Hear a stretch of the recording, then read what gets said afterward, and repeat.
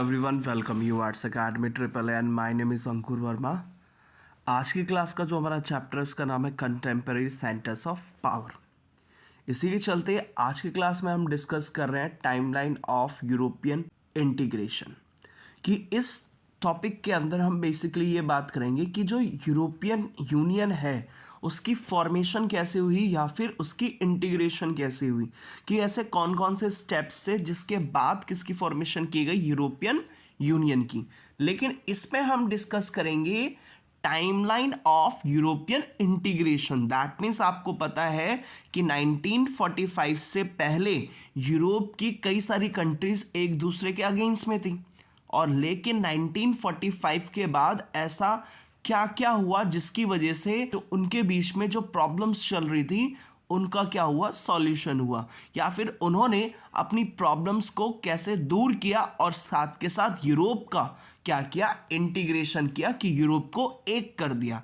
तो 1945 से पहले यूरोप कि कई सारी कंट्रीज एक दूसरे के अगेंस्ट में थी, लेकिन 1945 के बाद यूरोप की कई सारी कंट्री एक दूसरे के साथ मिलकर उन्होंने काम करना शुरू किया, और इसी को हम क्या कहते हैं, यूरोपियन इंटीग्रेशन।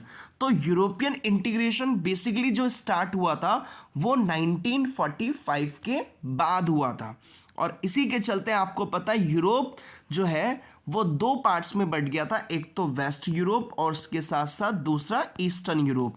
और वेस्ट यूरोप को सपोर्ट कर रहा था यूएसए और ईस्टर्न यूरोप को सपोर्ट कर रहा था यूएसएसआर। यूरोपियन इंटीग्रेशन के लिए इन्होंने कौन कौन से स्टेप्स लिए, तो सबसे पहला स्टेप इन्होंने 1951 में लिया।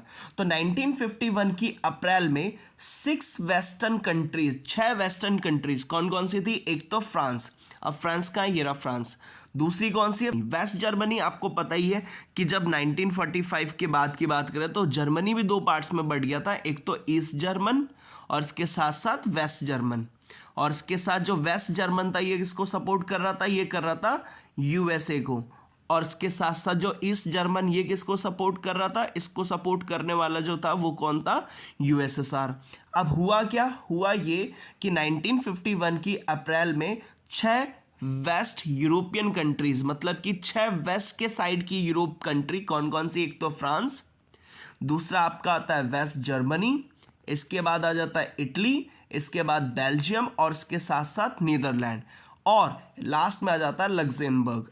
इन सभी ने मिलकर treaty of Paris, that means इन्होंने पेरिस में क्या किया, एक ट्रीटी की, और उस ट्रीटी के बाद इन्होंने एक कम्युनिटी बनाई, और उस कम्युनिटी का नाम क्या रखा, European coal and steel community. और शॉर्ट फॉर्म में अगर हम बात करें तो शॉर्ट फॉर्म है इसकी ECSC। तो ECSC की क्या की गई, फॉर्मेशन की गई, और ECSC की फॉर्मेशन हुई कब थी, 1951 की अप्रैल में। किसने की थी, 6 यूरोपियन कंट्रीज, और वो 6 यूरोपियन कंट्रीज थी कहाँ की, वेस्ट यूरोप की। अब इसमें सबसे पहली कंट्री कौन सी आ जाती है, फ्रांस।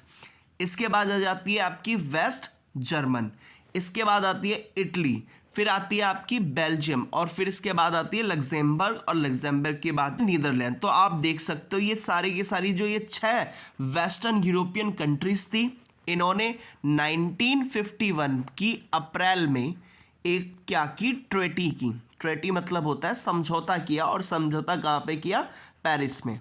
और ट्रीटी ऑफ पेरिस किया, मतलब पेरिस के अंदर एक समझौता किया, और इस समझौते के बाद इन्होंने किसकी फॉर्मेशन की, ECSC की फॉर्मेशन की गई।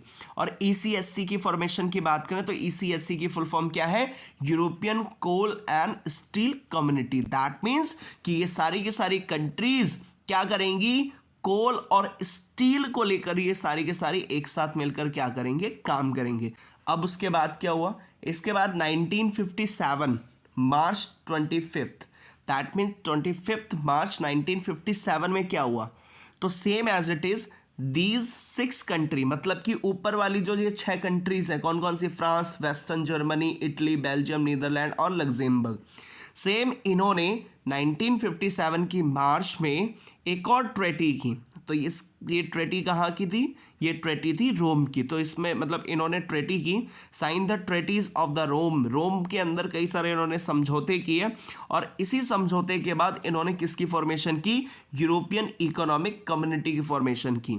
आप ये देख सकते हैं। तो यूरोपियन इकोनॉमिक कम्युनिटी की जो फॉर्मेशन की वो 6 कंट्रीज ने की थी। कौन कौन सी थी, एक तो आपकी France, West Germany, Italy, Belgium, Netherland और लग्जमबर्ग। तो इन सभी ने मिलकर कई सारी ट्रेटीज की और ट्रेटीज कहां पे की थी, रोम में। और रोम में कब की थी, 1957 की मार्च 25 में। इस ट्रेटी के थ्रू किसकी फॉर्मेशन की, यूरोपियन इकोनॉमिक कम्युनिटी। नाम से समझ में आ रहा है कि यूरोप के देशों को इकोनॉमिकली स्ट्रांग करने के लिए ये कम्युनिटी की क्या की गई, फॉर्मेशन की गई। और इसकी शॉर्ट फॉर्म क्या है, EEC। इसी के साथ साथ इन्होंने यूरोपियन इकोनॉमिक कम्युनिटी की तो फॉर्मेशन की, साथ के साथ यूरोपियन एटॉमिक एनर्जी कम्युनिटी की भी क्या की, इन्होंने फॉर्मेशन कर दी। अगर हम बात करें एटॉमिक एनर्जी की फील्ड में, इन्होंने एक साथ मिलकर काम करना क्या किया, शुरू किया। और इसकी शॉर्ट फॉर्म क्या है, यूरेटम। ठीक है। तो 1957 की मार्च में 25 में 6 कंट्रीज ने क्या किया, ट्रेटीज की, वो भी कहां पे, रोम में। और इन ट्रेटीज के साथ इन्होंने यूरोप की इकोनॉमी को स्ट्रांग करने के लिए किसकी फॉर्मेशन की गई, यूरोपियन इकोनॉमिक कम्युनिटी की फॉर्मेशन की गई और शॉर्ट फॉर्म EEC रखा। एटॉमिक एनर्जी की फील्ड में इन्होंने एक साथ मिलकर काम करते हुए किसकी फॉर्मेशन की गई, यूरेटम। यूरेटम की अगर फुल फॉर्म की बात करें तो इसकी फुल फॉर्म क्या है, यूरोपियन एटॉमिक एनर्जी कम्युनिटी। तो ये इन्होंने फॉर्मेशन की। इसके बाद देखते हैं क्या हुआ 1973 की जनवरी में हुआ क्या। तो 1973 की जनवरी की अगर हम बात करें तो यहाँ पर डेनमार्क, आयरलैंड और इसके साथ साथ United kingdom join the European economic community. अब क्या हुआ, अब स्टार्टिंग में तो 6 कंट्रीज थी, लेकिन देखा देखी कई सारी जो यूरोप की और कंट्रीज थी वो भी ये देख रही थी कि जब ये इकोनॉमिक तरीके से एक साथ मिलकर काम कर रहे हैं, इसी को देखते हुए डेनमार्क, आयरलैंड, ये रहा डेनमार्क और इसके साथ साथ अगर हम बात करें तो साइड में ही यहाँ पे आप देख सकते हैं आयरलैंड और इसके साथ साथ यूनाइटेड किंगडम, इन तीनों ने यूरोपियन इकोनॉमिक कम्युनिटी को क्या कर लिया, ज्वाइन कर लिया। और वो ज्वाइन कब करा, 1973 की जनवरी में। ठीक, एक बार फिर से रिकॉल कर लेते हैं। तो 1951 में क्या हुआ, तो सिंपल 1951 में 6 कंट्रीज थी। एक तो फ्रांस, इसके बाद आ जाती है आपकी वेस्ट जर्मनी, इसके बाद आ जाती है बेल्जियम, फिर इटली, नीदरलैंड और इसके साथ लग्जमबर्ग। तो इन सभी ने मिलकर किसकी फॉर्मेशन की, इन्होंने सभी ने मिलकर फॉर्मेशन की ECSC की फॉर्मेशन की। फुल फॉर्म क्या है, European coal and steel community की फॉर्मेशन की। फिर इसके बाद इन्हीं 6 कंट्रीज ने मिलकर 1957 में किसकी फॉर्मेशन की, यूरोपियन इकोनॉमिक कम्युनिटी की फॉर्मेशन की। और साथ के साथ इन्होंने यूरेटम की भी क्या की, फॉर्मेशन की। बाद में 1973 में एक तो डेनमार्क, इसके बाद आयरलैंड और इसके साथ यूनाइटेड किंगडम, इन्होंने भी किसको ज्वाइन कर लिया, इन्होंने यूरोपियन इकोनॉमिक कम्युनिटी को ज्वाइन कर लिया। होपफुली आपको समझ में आया होगा। Thank you.